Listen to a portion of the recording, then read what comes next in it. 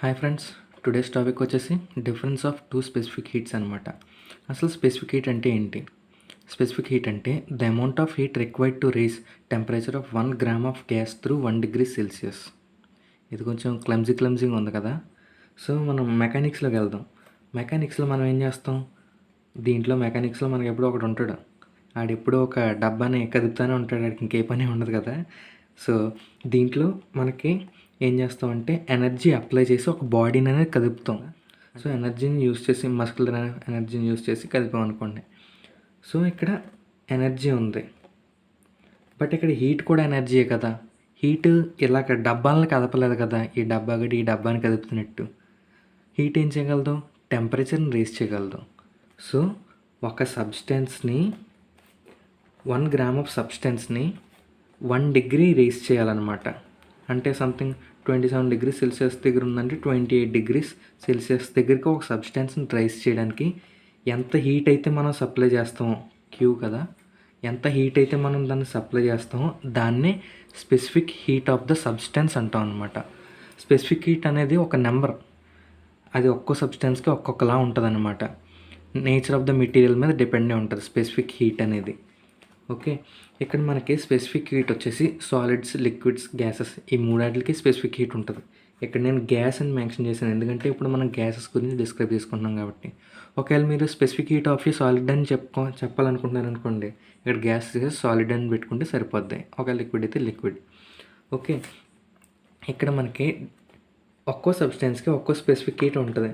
Solid తీసుకున్నాం అనుకోండి, దానికి స్పెసిఫిక్ హీట్ ఒకటే ఉంటుంది. లిక్విడ్ తీసుకున్నా కానీ ఒక బేకర్లో దానికి స్పెసిఫిక్ హీట్ ఒకటే ఉంటుంది. కానీ గ్యాస్కి వచ్చేసి 2 స్పెసిఫిక్ హీట్లు ఉంటాయన్నమాట. అది ఎందుకు వచ్చిందో చెప్తాను. ఇప్పుడు మనకి ఎక్స్పెరిమెంట్స్ అన్నీ ఎలా జరుగుతాయంటే, మొత్తం వరల్డ్ వైడ్, ఎర్త్ మీద వరల్డ్ వైడ్ ఎక్కడ చేసినా కానీ నీకు రిజల్ట్స్ అనేవి సేమ్గా రావాలి. అప్పుడే దాన్ని యాక్సెప్ట్ చేస్తాం అనమాట.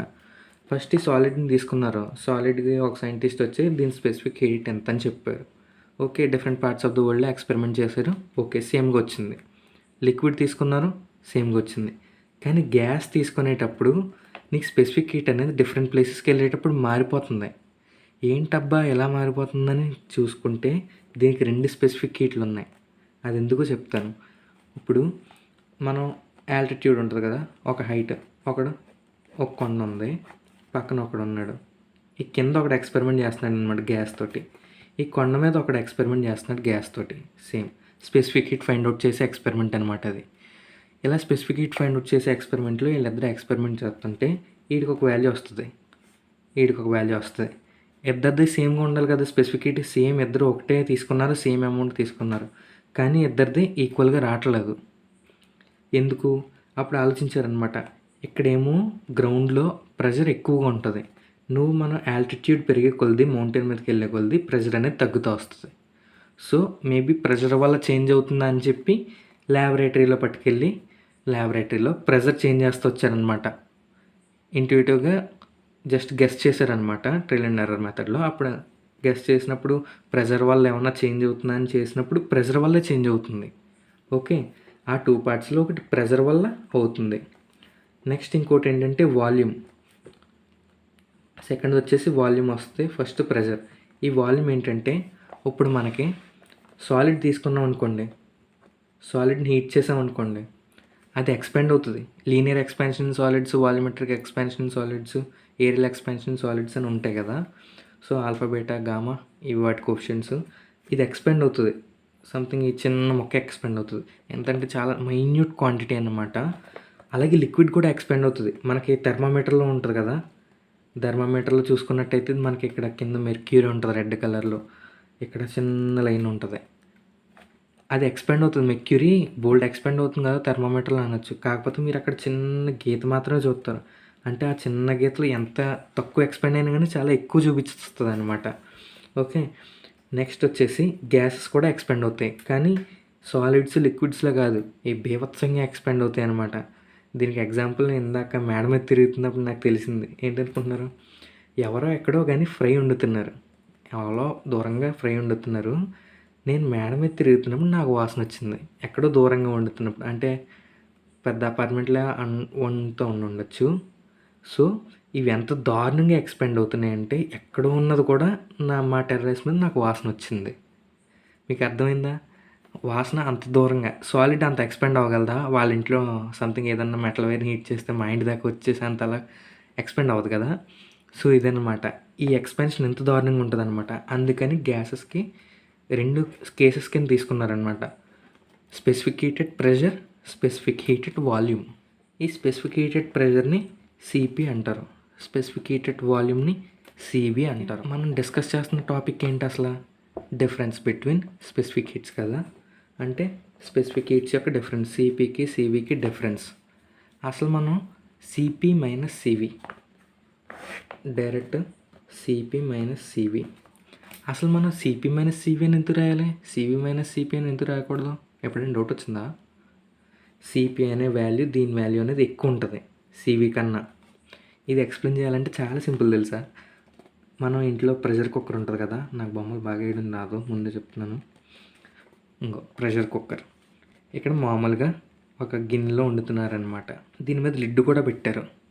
సో ఇప్పుడు మీరు స్టవ్స్ రెండాటిని ఆన్ చేశారు. ఆన్ చేసిన తర్వాత ఇప్పుడు మనకి రెండాటిలో దేంట్లో ఫుడ్ అనేది తొందరగా కుక్ అవుతుంది? ఆబ్వియస్లీ మనకి ప్రెషర్ కుక్కర్లో తొందరగా కుక్ అయిపోద్ది ఫుడ్. ఇక్కడ మనకి ఏమవుతుంది? ప్రెషర్ కుక్కర్లో ఏమవుతుందంటే నీకు వాల్యూమ్ అనేది కాన్స్టెంట్గా ఉంటుంది. ప్రెషర్ అనేది ఎంత ఇంక్రీజ్ అయినా నాకు సంబంధం లేదు.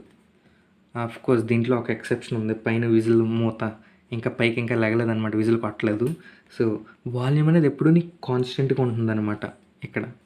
అదే దీంట్లో చూసుకున్నారనుకోండి, పైకి ఉడుకుతా, నెక్స్ట్ ఇక్కడ పైన మూత ఉంటుంది కదా, మూత ఒక్కోసారి పైకి లెగిస్తూ ఉంటుంది, బాగా ఇంకా ఉడికిపోతుందనే టైంకి బాగా లేస్తూ ఉంటుంది. అప్పుడు ఆ మూత పైకి లేసి కొద్దిగా గాలి బయటకు వస్తూ ఉంటుంది. సో అందుకని మనకి టైం ఎక్కువ పడుతుంది, ఇక్కడ టైం తక్కువ పడుతుంది. ఇక్కడ నీకు టైం తక్కువ పడుతుందంటే నీకు అమౌంట్ ఆఫ్ హీట్ అంటే ఎక్కువసేపు గ్యాస్ వెలిగించాల్సిన అవసరం లేదు కదా, కొంచెం టైం అనేది, కొంచెం గ్యాస్ అనేది సేవ్ అవుతుంది కదా. అంటే దీనికి తక్కువ హీట్ సప్లై చేస్తున్నాం అనమాట. ఇప్పుడు కాన్స్టెంట్ వాల్యూమ్ ఉన్నప్పుడు నీకు హీట్ అనేది తక్కువ అవసరం ఉంటుంది, డెల్టా క్యూ. ఇక్కడ నీకు కాన్స్టెంట్ వాల్యూమ్ లేదు, బట్ ప్రెషర్ అనేది కాన్స్టెంట్గానే ఉంటుంది. అట్మాస్ఫిరిక్ ప్రెషర్, ఎప్పుడు పైనుంచి అట్మాస్ఫిరిక్ ప్రెషర్ అనేది కాన్స్టెంట్గానే ఉంటుంది. కాకపోతే నీకు వాల్యూమ్ అనేది పైకి కిందకి కాన్స్టెంట్గా ఉండట్లేదు. సో నీకు ఇక్కడ ఎక్కువ టైం పడుతుంది. ఎక్కువ టైం పడుతుందంటే నువ్వు ఎక్కువసేపు గ్యాస్ సప్లై చేస్తున్నావు అంటే దీనికి ఎక్కువ హీట్ అవసరం అవుతుందన్నమాట. సో సిపికి డెల్టా క్యూ అనేది ఎక్కువ ఉంటుంది. అందుకని మనం దీంట్లోంచి దీన్ని మైనస్ చేస్తాం. ఇప్పుడు పెద్ద దాంట్లోంచే కదా చిన్నదాన్ని మైనస్ చేస్తాం.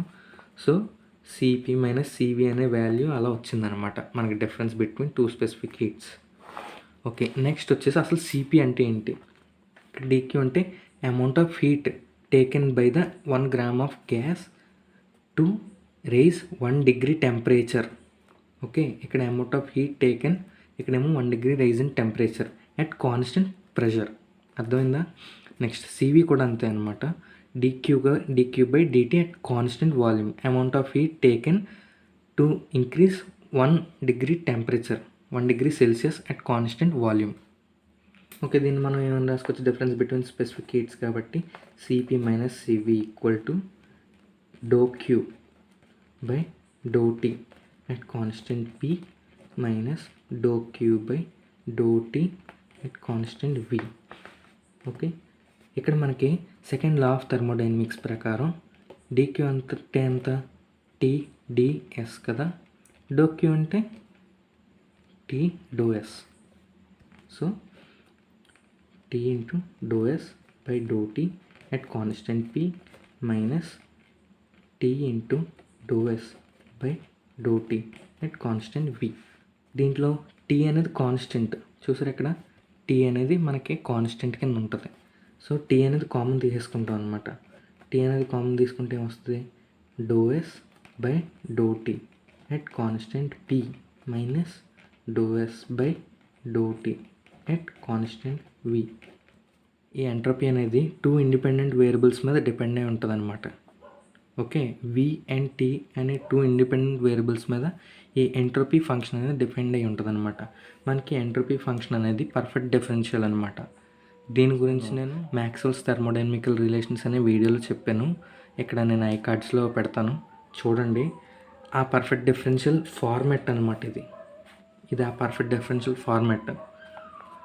సో ఇది ఖచ్చితంగా గుర్తుంచుకోవాలి. పర్ఫెక్ట్ డిఫరెన్షియల్ ఫార్మాట్ ఇలా ఉంటుందన్నమాట. ఒక ఫంక్షన్ని రెండు ఇండిపెండెంట్ వేరియబుల్ యొక్క ఫంక్షన్స్లో మనం డినోట్ చేసుకోవచ్చు. సో దాన్ని ఎలా రాసుకుంటాం. ఓకే, ఇప్పుడు మనం దీన్ని బోత్ సైడ్స్ 1/∂t మల్టిప్లై చేస్తాం. 1/∂tతో మల్టిప్లై చేసినప్పుడు ఇదేమవుతుందంటే డిఎస్ ఉంది కదా, డిఎస్ డోఎస్ కింద మారుతుంది. ఎందుకంటే దీంట్లో ఈ టెంపరేచర్తో డిపెండ్ అయ్యే ఫంక్షన్ మాత్రమే డెరివేట్ అవుతాయి. నెక్స్ట్ ఇక్కడ డిటీ ఉంది కదా, డిటీ అనేది ఎలాగో 1 అయిపోద్ది, ఎందుకంటే dt/∂t అనేది వాల్యూ 1 కాబట్టి. నెక్స్ట్ వచ్చేసి డివి కదా, dv/∂t కింద మిగిలిపోద్ది అది ఎలాగో. సో నెక్స్ట్ రాద్దాం. సో మనకి ఇలా వస్తుంది అనమాట. ఇదంతా మనం కాన్స్టెంట్ ప్రెషర్ దగ్గర చేస్తున్నాం కాబట్టి ఇక్కడ మనకి పి అని వస్తుంది, ఇక్కడ వేయలేదు.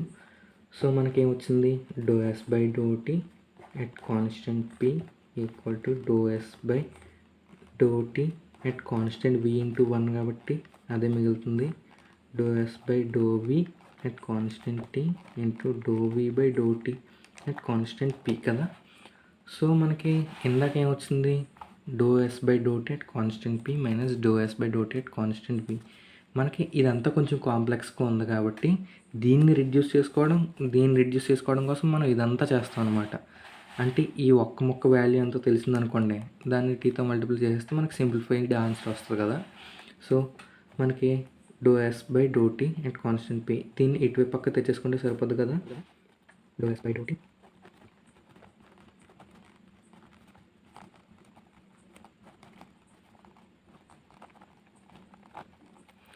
ఓకే, రెండు ఇటు సైడ్ తెచ్చుకుంటే మనకి ఇలా వస్తుంది అనమాట ఈక్వేషన్.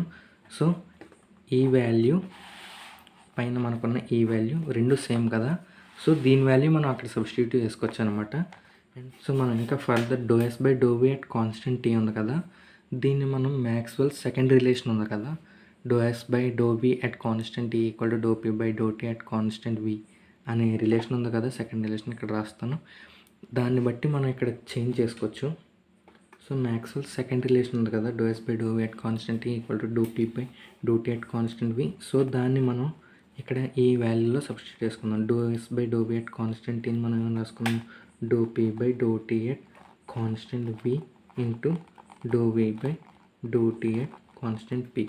మనం ఈ వాల్యూని తీసుకొచ్చి పైన మనం ఒక ఈక్వేషన్ ఉంది కదా, cp minus cv equal to t into ఆ ఈక్వేషన్లో సబ్స్టిట్యూట్ చేద్దాం అనమాట. సో పైన ఈక్వేషన్లో మనం కానీ సబ్స్టిట్యూట్ చేసినట్లయితే మనకి cp minus cv equal to t into ∂p/∂t at constant v into ∂v/∂t at constant p ఇలా వస్తుంది అనమాట వాల్యూ. మనకి పర్ఫెక్ట్ గ్యాస్ వచ్చేసి ఐడియల్ గ్యాస్, పర్ఫెక్ట్ గ్యాస్ అంటే సో పర్ఫెక్ట్ గ్యాస్ ఈక్వేషన్ వచ్చేసి ఏముంటుంది, PV equal to RT. Okay, దీన్ని మనం డెరివేట్ చేద్దాం ఏమొస్తుందో. ఇక్కడ మనకి P చేంజ్ అవుతుంది, V చేంజ్ అవుతుంది, R కాన్స్టెంట్, T చేంజ్ అవుతుంది, R అనేది కాన్స్టెంట్ అనమాట. సో దీన్ని డెరివేట్ చేద్దాం. ఓకే, పార్షియల్ డెరివేట్ చేద్దాం. ∂PV equal to ∂RT. Okay, దీన్ని పార్షియల్ డెరివేషన్ అయినా కానీ మనకి ఒరిజినల్ డెరివేషన్స్లో ఏమైతే ఫార్ములాస్ వాడతాం సేమ్ అవి.